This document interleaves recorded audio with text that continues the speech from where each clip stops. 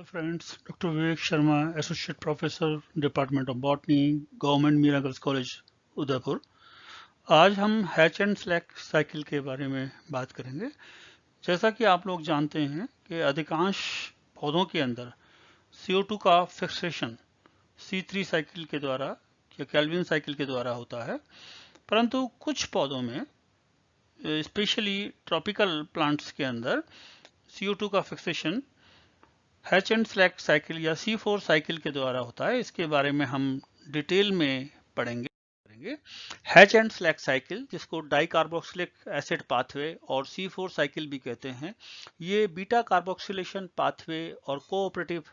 Photosynthesis भी कहलाता है। कोऑपरेटिव फोटोसिंथेसिस इसको इसलिए कहते हैं क्योंकि ये बंडल शीथ सेल और मेसोफिल सेल्स दोनों से के कॉपरेशन से ये प्रकाश संश्लेषण पूर्ण होता है।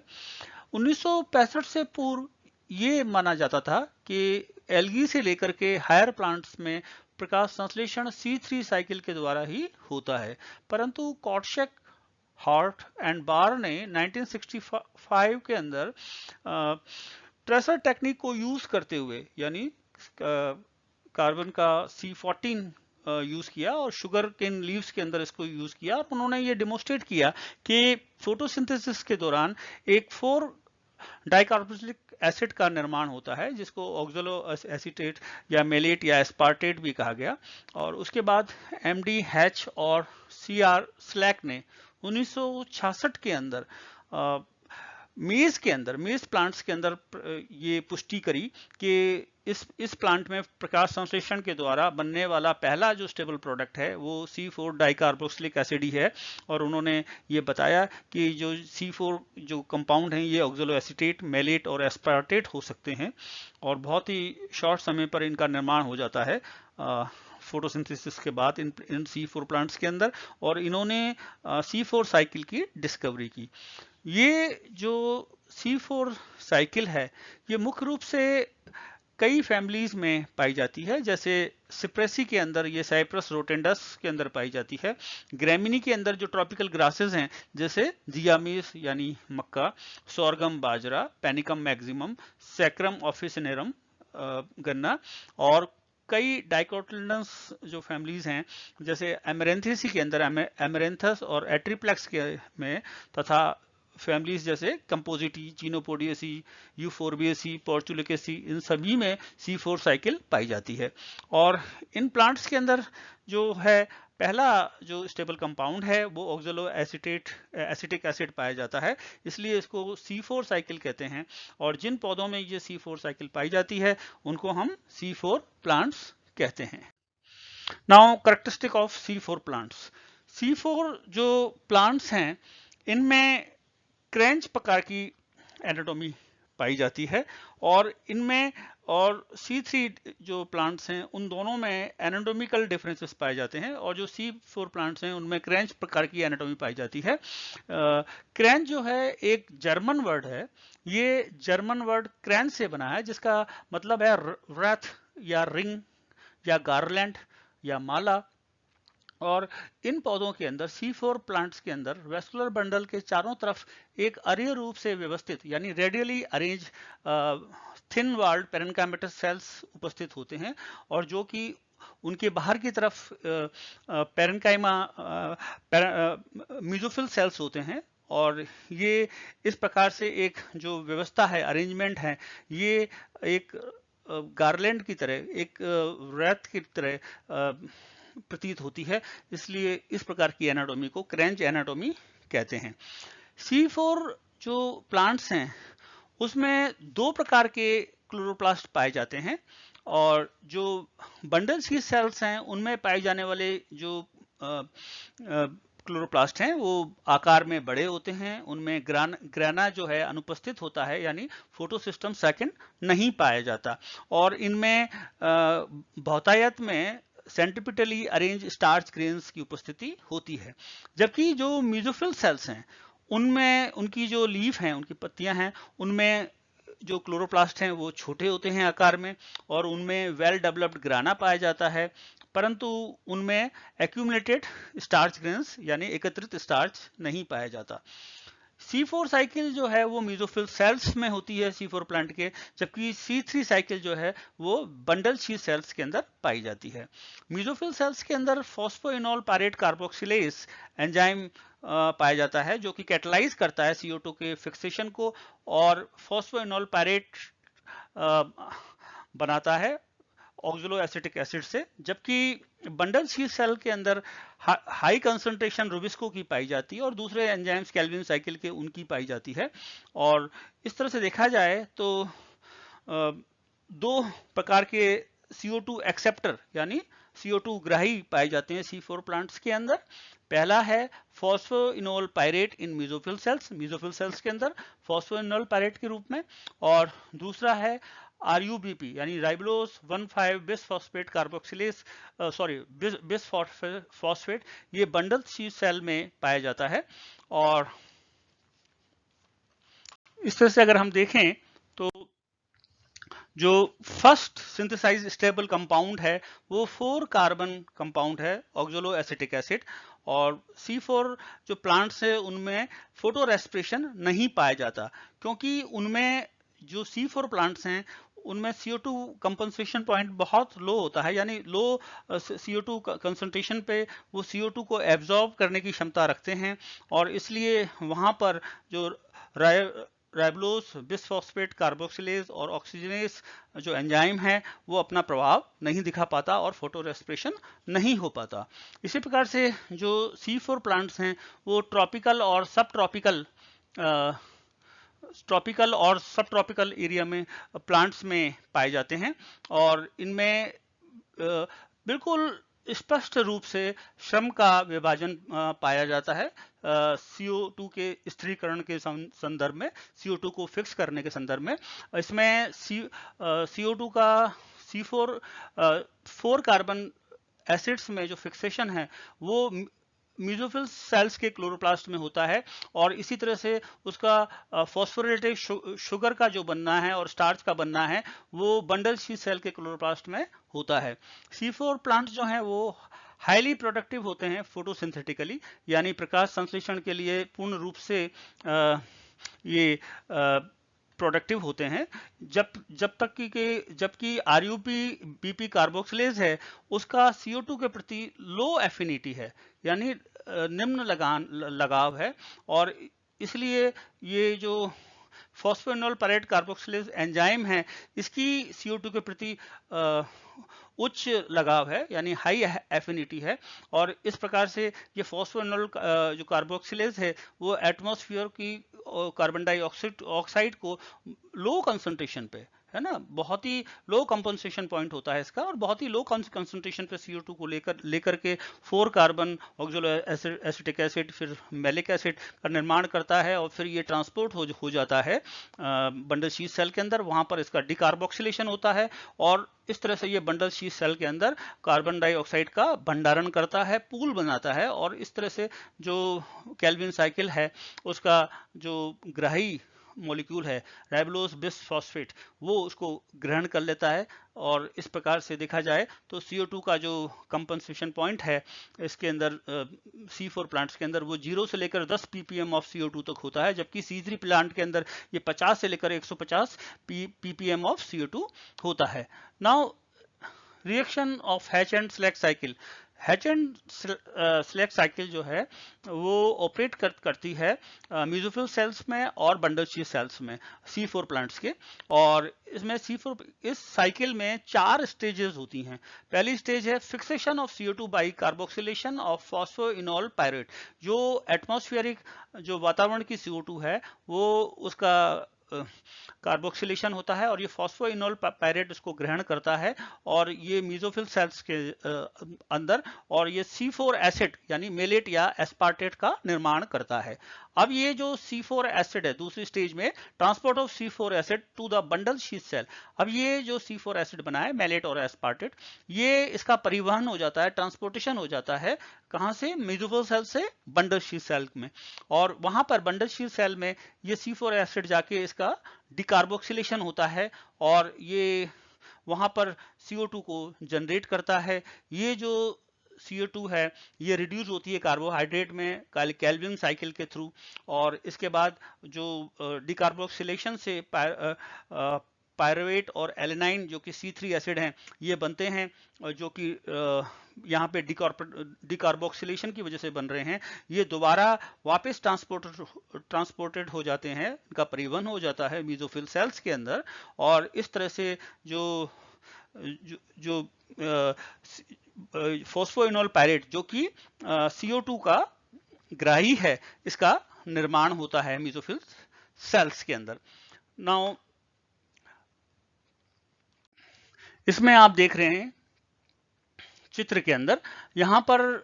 CO2 जो है एटमॉस्फेरिक CO2, इसको फॉस्फोइनोल पायरेट ग्रहण करता है और ये ऑक्सलो एसिटिक एसिड का निर्माण होता है। ये ऑक्सलो एसिटिक एसिड NADPH2 को लेकर के ये मेलेट या एस्पार्टेट बनाता है। ये यहाँ से मीजोफिल सेल से बंडल शीथ सेल में इनका परिवहन हो जाता है और वहाँ से इनका डिकार्बोक्सिलेशन होता है, CO2 रिलीज होती है, ये कैल्विन साइकिल में चली जाती है और इस तरह से वापस ये फिक्स हो जाती है कार्बोहाइड्रेट में और स्टार्च के अंदर। जो पायरुविक एसिड बना है डिकार्बोक्सिलेशन के बाद,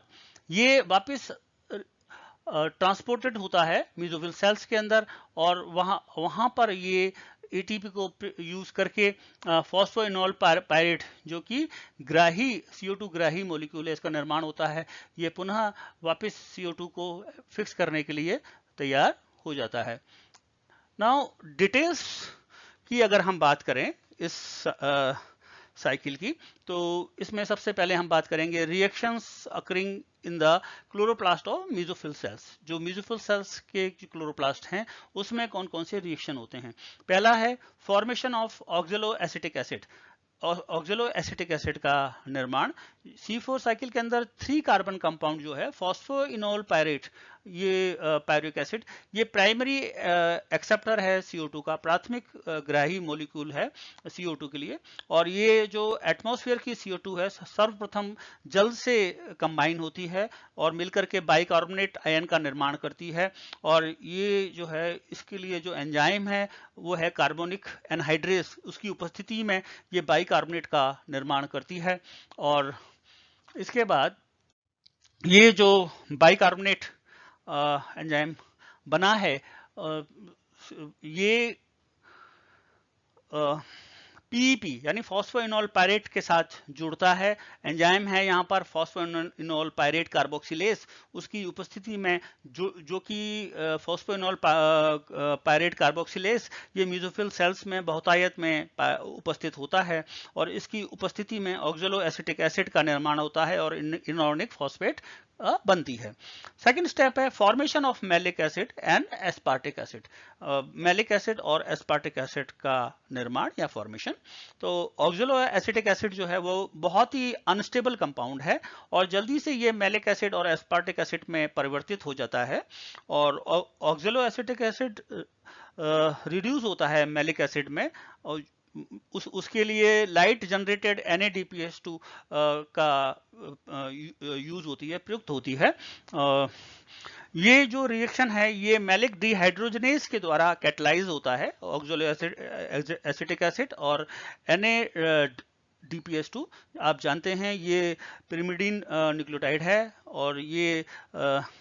रिड्यूस करता है यहाँ पे ऑक्सलो एसिटिक एसिड को मैलिक एसिड के अंदर और NADP का निर्माण होता है और मैलिक डिहाइड्रोजनेज की उपस्थिति में ये होता है। अब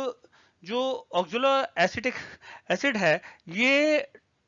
एस्पार्टिक ट्रांस अमीनेज की उपस्थिति में एस्पार्टिक एसिड में भी परिवर्तित हो जाती है और इस प्रकार से जो C4 एसिड्स हैं, मैलिक एसिड और एस्पार्टिक एसिड, ये ट्रांसपोर्टेड हो जाते हैं बंडल शीथ सेल के क्लोरोप्लास्ट में। और इस प्रकार से अब नेक्स्ट जो है इसमें reactions occurring in bundle sheath cell. Bundle sheath cell के अंदर कौन कौन से रिएक्शन होते हैं। पहला है फॉर्मेशन ऑफ पायरुविक एसिड। अब जो बंडल शीथ सेल के अंदर मैलिक एसिड आया है वो ऑक्सीडेटिव डिकार्बोक्सिलेशन होता है उसका और उसे पायरुविक एसिड का निर्माण होता है और इसके लिए एंजाइम है NADP मैलिक एंजाइम और ये इसको कैटलाइज करता है, और मैलिक एसिड और NADP मिलकर के मैलिक एंजाइम की प्रेजेंस में इसका ऑक्सीडेटिव डिकार्बोक्सिलेशन होता है, और पायरिक एसिड और NADPH2 का और CO2 का यहाँ पे फॉर्मेशन होता है। अब ये जो NADPH2 और CO2 बनी है, ये एंटर करती है कैल्विन साइकिल में, और ये CO2 जाके वहां पे फॉस्फोइनॉल ये राइबोलोज बिस बाइफॉस्फेट से जुड़ती है, और ये जुड़ करके दो मॉलिक्यूल 3 फॉस्फोग्लिसरिक एसिड के बनाती है, CO2 plus राइबोलोज bisphosphate. They combine to form, in the presence of enzyme Rubisco, they combine to form 2 molecules of PGA. 2 molecule phosphoglycerate के या फॉस्फोग्लिसरिक एसिड के बनते हैं। और कुछ प्लांट्स के अंदर जो एस्पार्टिक एसिड है वो ट्रांसअमीनेशन रिएक्शन में जाता है, और एंजाइम है एस्पार्टेट ट्रांसअमीनेज की उपस्थिति में, और ऑक्सिलो एसिटिक एसिड का निर्माण करता है, जो कि डीकार्बोक्सिलेटेड हो जाता है पायरिक एसिड के अंदर। और ये रिएक्शन जो है वो एस्पार्टिक एसिड का ऑक्सिलो एसिटिक एसिड में बनने का, ये रिएक्शन एस्पार्टेट ट्रांसअमीनेज के द्वारा कैटलाइज होता है, जैसा मैंने बताया ट्रांसअमीनेशन रिएक्शन है, और ऑक्सिलो एसिटिक एसिड का निर्माण होता है, जो कि ऑक्सिलो एसिटिक एसिड डीकार्बोक्सिलेशन के द्वारा ये पायरिक एसिड बनाता है। Now the reaction in mesophyll cells. Mesophyll cells के अंदर जो रिएक्शंस हैं वो इस प्रकार से हैं। इसमें जो पायरिक एसिड बना है ऑक्सीडेटिव डिकार्बोक्सिलेशन से, वो ट्रांसपोर्ट हो जाता है, परिवहन हो जाता है वापस उनका कहाँ पे, मेसोफिल सेल्स में, और वहाँ पे आके ये फॉस्फोरिलेटेड होता है फॉस्फोइनोल पायरेट में, और इसमें एंजाइम है पायरेट ऑर्थोफॉस्फेट डाइकाइनेज की उपस्थिति के अंदर ये पायरिक एसिड और ATP और ऑर्थोफॉस्फेट को लेकर के फॉस्फोइनोल पायरेट और AMP प्लस पायरोफॉस्फेट मॉलिक्यूल बनाता है। पायरोफॉस्फेट जल के साथ मिलकर के और एंजाइम पायरोफॉस्फेटेज की उपस्थिति में 2 मॉलिक्यूल इनऑर्गेनिक फॉस्फेट के बनाता है। कुल रिएक्शन देखा जाए तो नेट रिएक्शन इसमें CO2 जो कि मेसोफिल के अंदर है और plus ATP plus 2H2O give rise to CO2 bundle sheet cell के अंदर, 2 ADP एंड 2 इनऑर्गेनिक फॉस्फेट। अब हम सिग्निफिकेंस की बात करें C4 साइकिल के, यानी C4 साइकिल के महत्व की बात करें, तो ये जो C4 प्लांट्स है इसमें फोटोसिंथेटिक यील्ड बहुत ज़्यादा 2 से लेकर 3 गुना अधिक होती है C3 प्लांट्स की तुलना में, और इनमें हाई रेट, जब स्टोमेटा इवन जब बंद भी होते हैं तो भी